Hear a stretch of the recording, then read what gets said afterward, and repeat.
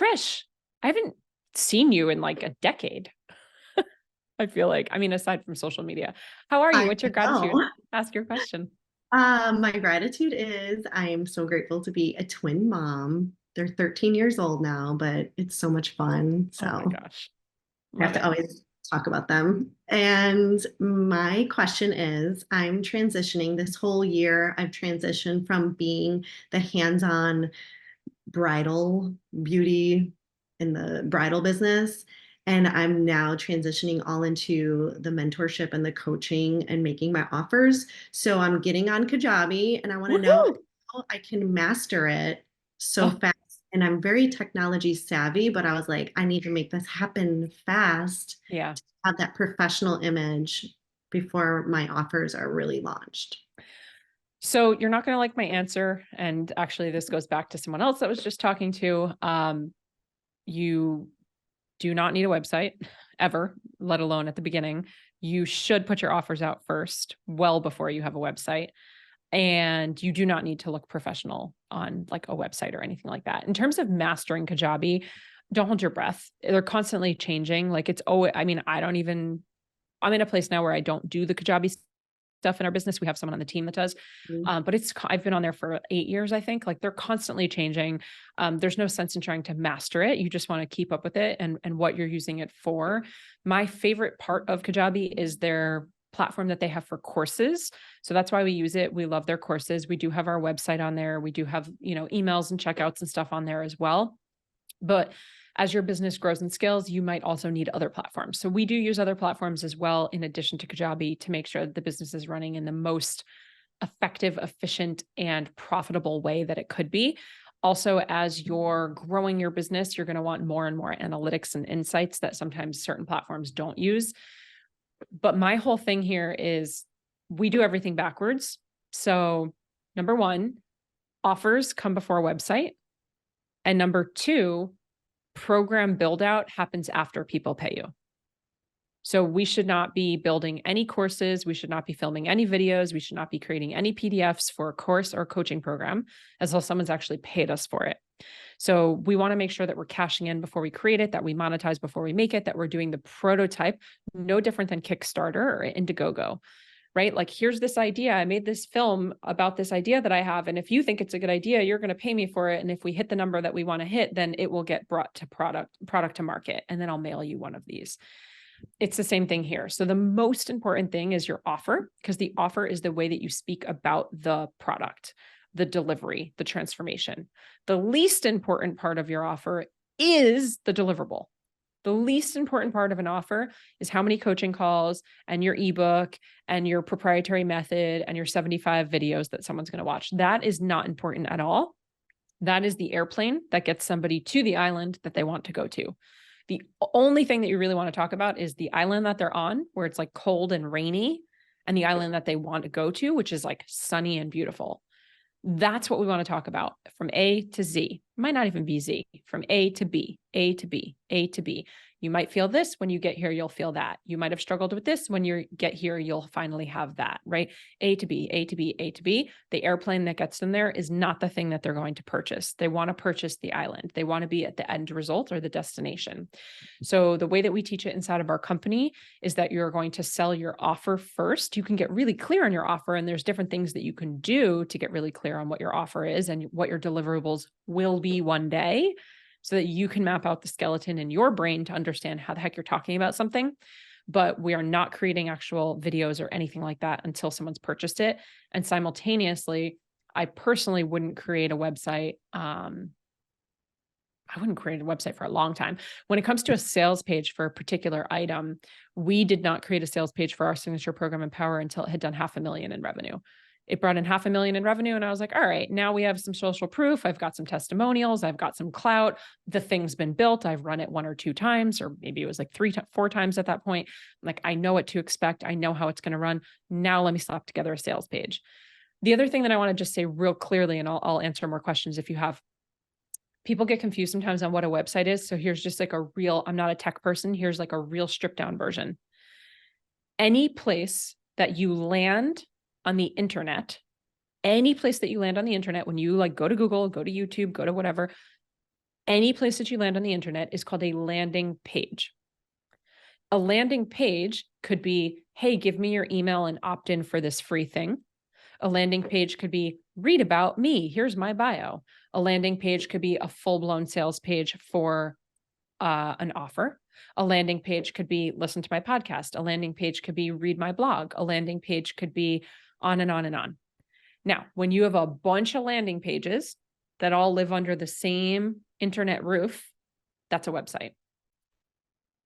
You don't need a website to have a landing page. So if you have an email opt-in that someone's going to give you their email and you're going to give them something for free in exchange, that's just an opt-in landing page, and you can do that through your email platform. So you don't need a website to have that. If you want to create a bio, if you want to create a page that has your different offers on it, if you want to create any of those pages, do not require you to have a full website. A full website like jessglazer.com is the umbrella that houses all of our different landing pages. Is this making sense? It's kind of confusing, but like having a full website is not necessary. Having a website with client testimonials and stuff like that, also not necessary at the beginning. I know it feels like it would be really important, but my belief behind it all is most people aren't going to your website. And if they are, or if that's the place that you want them to land, then you have to drive them there.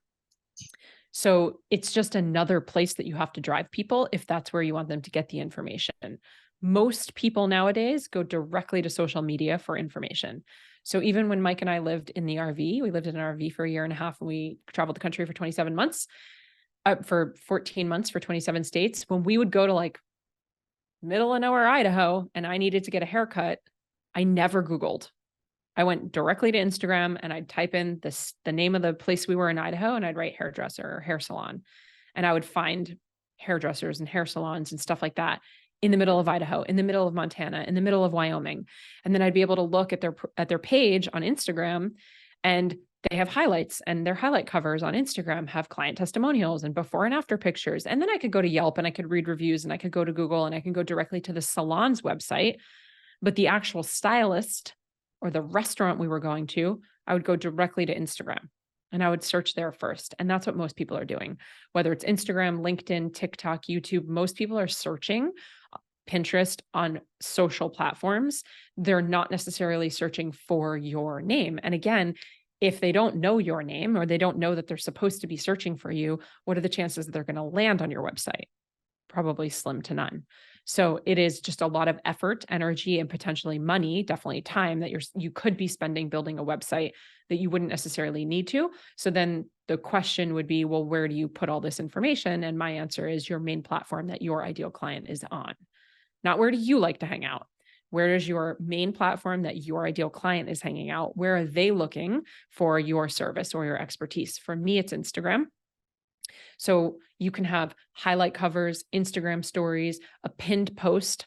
You could have 3 pinned posts on Instagram. So here's my story about me. Here's what I offer and how you can work with me.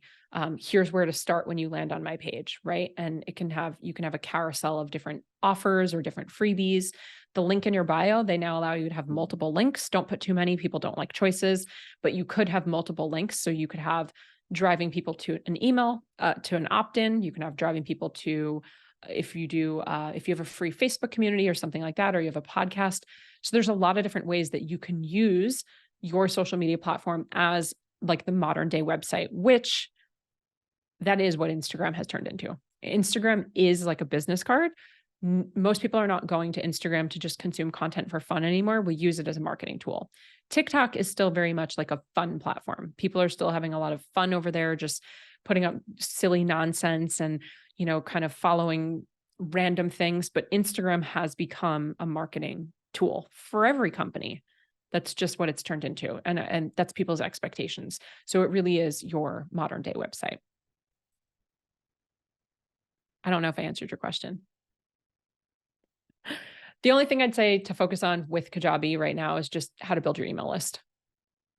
So just figure that out, learn how to do that. Really easy. Create an opt-in page, which takes them to the thank you page. They get their free thing delivered to them, usually on the thank you page, and also in a welcome email that would be automatically sent out to them.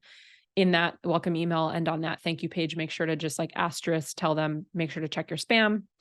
Because most of the time that stuff, it does end up in spam. So your free thing was just delivered to you. Head over to the email that you used to sign up to make sure that you get it. And then consistently emailing your people, not just when you want to sell something, but nurturing them weekly, consistently emailing them, getting into that habit. Is that helpful? Okay. Don't get caught up on Kajabi. And then when you are ready, when someone has bought your course or coaching program, go build it on Kajabi. Like then go and start building it out. Yeah.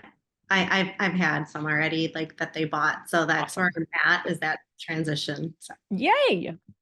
It's exciting. And there's so many cool things that it does. All these platforms, there's so many cool things it does with like automations, and you can connect things on the back end. And when someone does this, something else happens. And there's little secret things you can add in on the side and sell them other products. And so it just becomes more and more complicated and robust as you grow it. But I would say one small step at a time and just layers, add things on over time. Cool. Thank you so much for tuning in. If you loved this episode, I invite you to be a part of our ripple effect and share it with a friend. And please, if you feel called, take 30 seconds to leave a 5-star review, and I'll be forever grateful. Until next time, cheers to your evolution.